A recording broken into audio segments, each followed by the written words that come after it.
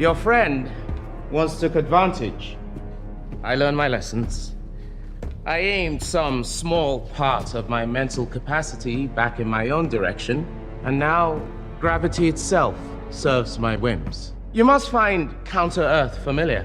I visited your planet many years ago. Your people had wonderful spirit. The art and music and literature were some of the finest in the universe.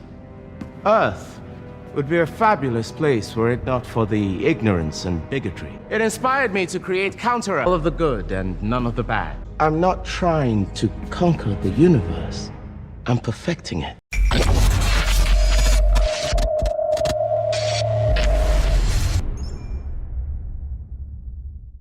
High Evolutionary is here finally after several delays, and it is everywhere, causing a ruckus on the ladder, in the meta, as well as content creation. High Evolutionary feels like Thanos. He is inevitable. But do not worry, I am your knight in shining armor. I have a deck that can make sure that your climbing of the ladder facing high Evo after high Evo is to make the best of it. You will make sure High Evo has no place in this meta. No way they can even take on the power of this... What? Oh, my deck sucks? Huh. Now, that's not to say that every single game that I played was bad, and the deck overall wasn't horrible. It had some bright moments looking at some games where I played High Evolutionary. Now, funnily enough, I actually really struggled to find games against High Evolutionary, and I think the ones against High Evolutionary himself, the deck fared fairly well, where it's what we wanted it to do. The problem about the deck is how it fared against non-High Evolutionary decks in general. We had a little bit of a Darkhawk package. We wanted Ghost to kind of make sure that the Hulk on the final turn did whatever and was always available for us to hit with Shang-Chi. Enchantress, we had a Leech in the deck to make sure that we hit the cards in their hand to make sure that their big turn 6 plays were kind of bad. Negasonic Teenage Warhead is a way to just kind of turn things off. Of course, Luke Cage, all that good stuff. But it just kind of felt awkward a lot of the time. And here is actually a pretty good example of the deck doing what it wants to against High Evolutionary. The problem is we kind of called out our shot in the wrong way. You can see they Kang here and make it so, hey, they know what's coming, which is going to be an Enchantress Darkhawk mid. And I miscounted their floating turns. I thought their Hulk would be at 16, so I thought right was safe. The Hulk, as you end up seeing here in a moment, the Hulk ended up being at 18. So if I would have actually just Darkhawked mid Enchantress right, that would have won me the game regardless. And this is a nice way of showing, hey, the deck does what it wants to do for the most part. It's just I messed up from a piloting perspective, and you live and you learn, right? And of course, yeah, the deck, like you see in these few games here, had some bright spots. So the idea of the core and what it wants to do to counter other decks and just act as just a general nuisance for a lot of decks across the meta, not just High Evolutionary, was working to some extent. So you can see here it's against a Kitty bounce deck, and we do have the beneficiary of Sinister London here to, do some things. And this is actually the weird thing about Ghost and Negasonic Teenage Warhead, is if we had priority there, that Devil Dino would be dead.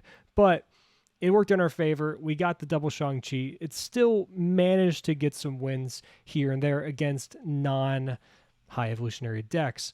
Again, really weird. I couldn't find the deck I wanted to play against at all on the ladder. It was just so odd. And then we have the weird reconnecting game here, and they just kind of dipped. So the idea was there. We needed to do something else. We needed to tune the deck to kind of figure something else out. So it led us to the next version. And that version you can see here on screen, we actually went away from the Darkhawk package and went into a bit more of a lockdown type of change there. We dropped Nebula because we want to kill Monger for the deck. We got Spider-Man in there. We got Super Skrull to take the opponent's Luke Cage if we don't have it. I liked Negasonic, so let's get Shadow King to actually just drop the ability of Hulk or anything else, or even reset some things on our side if we don't have Luke Cage. And this version did okay. So our first game, we kind of noticed something a little bit awkward We trimmed down on our 1-drops. We only have a couple of 2-drops. So as you can see here, our hand is a little bit clunky. And yeah, we do have Storm, which is a nice draw on 3, but we're going up against a deck that can generate quite a bit of power, and now we're a little bit too far behind. We weren't able to get stuff on board to capitalize for the fact that they couldn't, and now we are just looking a bit awkward. But of course, we're going to try to play it out anyway. We don't care about cubes in this instance, at least for the sake of content. But unfortunately, looking at the board here, there's really not much we could do, and it does kind of suck, especially on the snap. We got to dip out. Game 2, we're looking at another hand that's a little bit better. We have Zabu on 2, which is going to go amazing in a long distance way. Zabu on 2 is going to be nice. Then we have Ghost to try and set up everything else. And drawing a card off Novaroma is also really nice. See, this is the kind of thing we were hoping for with this kind of deck, with this nice package of Zabu. So we got to kind of figure out what we want to go with from there.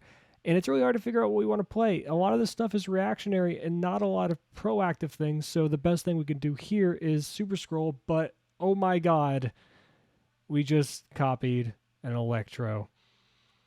This really sucks. And look, we're copying a Claw too, but that doesn't do anything in the far right lane.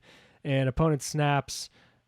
Really shouldn't stick this one out. Leech, very cool, but we have nothing big enough to combat what a ramp deck can do, of course, even when their hand is leeched. So, game 3, look at this. We have Zabu on 2 yet again. Okay, that's nice. Do we go out with Super Scroll again? Yeah, we're going to try our luck.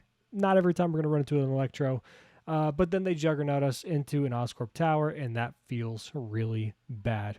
So we're going to Spider-Man on Mojo World and Ghost over on the left lane to try and spread out our power a little bit, and we nicely dodged a Killmonger there. And we want to try and lock down Mojo World if possible, and at least hold them at bay, make them feel like they need to commit power elsewhere, which they do.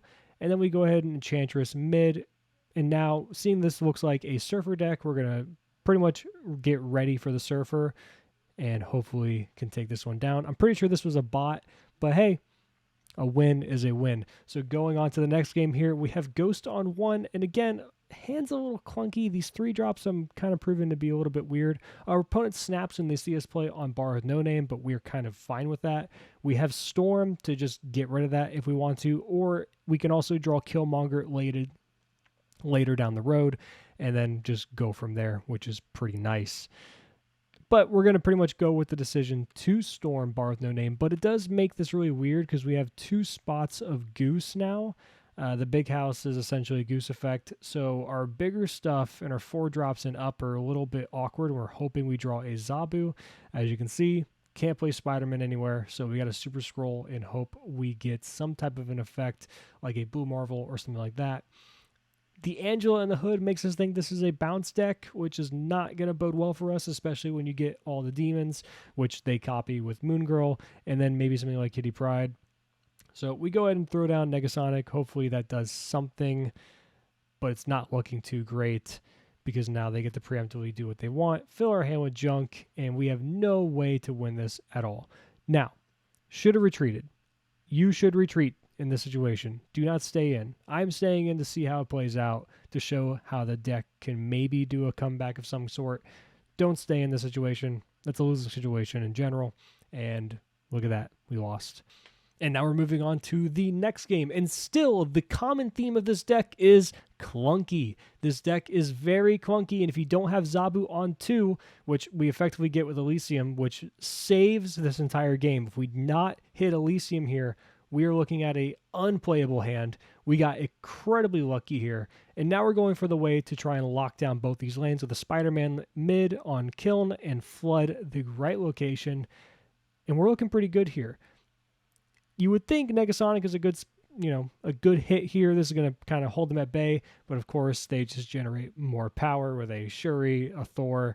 And now we just can't come back. We don't have enough power to contest in the late game, which is a big problem with this build of the deck. So I got frustrated, and I'm like, okay, I'm going to go to my tried and true deck, the Lockdown Location, my favorite deck in the game. We have a big card in Orca. it's true lockdown. We have Nebula to kind of get ahead on things, Scorpion to kind of hurt the opponent. We have Storm still, Spider-Man, Professor X, Captain Marvel to get into those locations like the flooded locations, which this is my best thing to do ever. You go ahead and Spider-Man the location off of the Storm location, and they get ready to play Captain Marvel. But then, of course, we're up against a High Evolutionary deck when I haven't seen them for the entirety of our recording. And this deck is not that well equipped to stop High Evolutionary, but it is well equipped to stop pretty much any other deck. That Cyclops mid really hurt us. So now I got to figure something out. We got to play something that's going to work against both non-High Evo decks and High Evo decks. But let's just keep playing this deck, get the gears turning, get some ideas going. And we're going to see a Scorpion in the left lane. Wakanda Embassy is pretty nice. We're going to Polaris over this Nova mid as they storm right. And look, they're doing my job for me. I'm going to Spider-Man left. I'm going to trust that I can get to that photo location at a later date. 7 power is not going to be too hard to hit. We know they can't play left, so we're going to Gamora mid. And look at that. They locked it out. We're going to see a Surfer here most likely. So I don't think they can beat 14 left. They're definitely not going to beat 24 mid when they go Surfer Killmonger, which is what we're expecting here, right? And feels pretty good to me, right? Can't beat this. And this is where I'm getting really excited again. I'm like, okay, look, I know this deck is good against other decks in the meta. How can I make this deck function against High Evo? And I'm trying to figure it out. I'm like, we probably cut Scorpion. We cut some other things here and there. We want that lockdown thing. The Orca's not going to be able to contest with a big old Hulk. And the idea of just making sure that they can't access lanes is the best thing we can do. So, of course, we have a nice game here. Nebula, Daredevil. We're going to Spider-Man early because I'm anticipating a Galactus, actually. So I want them to Galactus mid if they want to, or if they were going to play a card mid, this really hurts them. They go Destroyer, and I'm kind of like, all right, I think we can handle this. Let's just play out some cards here on the right. But second guessing it, we want to Captain Marvel. Just get that out now because I don't have an opportunity to play it on turn 6. And I play Gamora right, but pull it back to go mid because rule of thumb, if you're winning on these 2 occasions, especially against a deck like this that can only play like 1 or 2 cards at most, force them to win the other 2 lanes and you just win the mid lane. Look at that. And now we're going to go into deck construction, and of course we're going to make sure that we get all of our titles and pictures and things like that to kind of construct the deck. We're going to cut Orca. That's pretty obvious. We're going to cut Scorpion, but we're trying to figure out what we add here and what we kind of get going. And eventually I land on a few ideas. I think about Valkyrie for a second to maybe be another turn 5 play. I cut Gamora originally. I put in Shang-Chi, and I'm just like, I don't think this is very good. I don't think this is going to really do anything. So let's get Valkyrie out of there. Let's bring Gamora back in. I think she's fine. I think we can still contest a lane and get ahead enough to where we can, make sure we can still stand toe-to-toe against the Hulk. And then I'm like, you know what? Negasonic is awesome. We're going to throw Negasonic in. And now we look at the first game. Shang-Chi goes away for them. We lose a card as well. And we're going to try and get a Nebula down and, storm mid. My thinking here is we'll storm and then Polaris away the Nebula later. So we'll have the advantage on the lockdown location. And hopefully that works out for us. At the moment, it kind of doesn't. We're behind a bit. I'm going to call their bluff. Play Professor X, lock down this location. It works out for me. So now we're down by 8. I think I can tie with Captain Marvel, which is the best play I can do at the moment, but it's not the best play in general. You see, leader gets me beat, and that kind of sucks. So going on to the next one, we're going to have a Mojo World game. No turn 1 play, but that's okay. We have 1 in the deck. We'll live. Get Daredevil down. We want to have that advantage, and now we can actually even get Nebula down now and go on from there. Trying to figure out what I want to do exactly, and I think this is the best. And look, it's a High Evolutionary deck. We're going to lock down Mojo World, make sure we kind of gain the advantage, especially when they storm. That's fantastic. So now we're waiting to see what we end up getting for our Daredevil. They're playing Abomination mid, and we have priority, so this is the best chance to go ahead and try the Negasonic out, and bye-bye, Mr. Abomination. We can get to the Flutter location, no problem, with Dr. Doom. We feel pretty confident, even against a big ol' Hulk. And look at that. We got there. we actually have a deck that can do the best of both worlds and stop High Evolutionary. But can it beat other decks too? We think it can. So, of course, we see a Sakara game here. We can't play anything. They get a Gambit. Bye-bye to our Raptor. We don't care. Polaris mid is actually pretty nice. And now, I'm actually pretty happy about this Rickety Bridge situation. It makes them not want to play cards there. And I'm going to go ahead and just do what I do best in Storm Location. Nebula against Negasonic. So let's see what we can figure out now. Gamora mid is pretty easy because they're not going to play on the Negasonic, we think. It's a discard deck. They lose Hela, so I'm feeling confident that I can beat all the big cards that they can possibly play. That hidden card was a 3-drop most likely, so it's either going to be 6 power or 4 power, and we think we can beat that. The double Morbius was a little intimidating, but we just edged it out, beat it out, and feel pretty good about that. Next game, we're going against a move deck, which is very exciting. And I love me some Jeff on Shuri's Lab. And looks like they love the move stuff too. Human Torch on Shuri's Lab is definitely really good. And I'm going to try and lock down the Shuri's Lab and not let anyone gain the benefit of it while we move Jeff to Muir Island. And we're going to try and make sure that we set up our turn 5 to be nice. A little power in Daredevil on flooding. And then we're going to have some advantage on Muir Island. And now we're going to look to actually Professor X and lock down once we see all they're doing is moving to the left. And they're gone. Misplay. So the deck felt really good there. And I played a few more games that I wasn't able to actually record off stream. And the deck still functioned the same way that I expected it to against any other deck. I didn't feel it was worth recording against non-High Evolutionary decks because I played another 12 games and did not see High Evolutionary once. I don't understand what my luck is when I'm trying to make a deck to go against a very specific deck, but overall, I really like the deck and what we landed on. That first version had something there to help combat against High Evolutionary, and the idea was sound and I think correct in the most sense, but the execution of how the cards worked out together, how they worked out in terms of your curve and what the other matchups were against non-High Evolutionary decks, it proved to be a little bit in the wrong direction. So I'm really happy with where we landed. The lockdown variation is my favorite.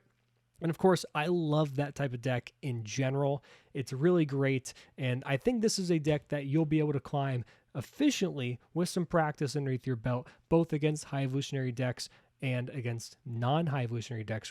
I think that's very important. We're going to be seeing in the next coming days, maybe next coming weeks, decks from content creators that are centered around beating High Evolutionary decks, and they're going to lose focus, just like I did, on beating other decks in the meta. I think this is going to be a great medium for everyone to try and, combat what this deck is. And if High Evolutionary falls out of favor in this deck, it has a great pivot point to go ahead and not worry about those decks, drop some of the tech cards like Luke Cage, for example, and then bring back in an Orca or something else, another flex spot to combat whatever else you're seeing the majority of in the meta is. And I think this is the best of both worlds. But let me know what you guys think. This video is a little bit different from what I usually do. A little bit of a mixture of a essay type video like I like to do and gameplay and just a breakdown of some different ideas or why I made certain plays I did in looking at some previous games and the evolution of the deck that I thought could be good and ended up not being as good as I wanted it to be and how we reached to where we are today. So let me know what you guys think of the deck, what you think about this video, the type of video this is, and I will see you guys in the next one. See you.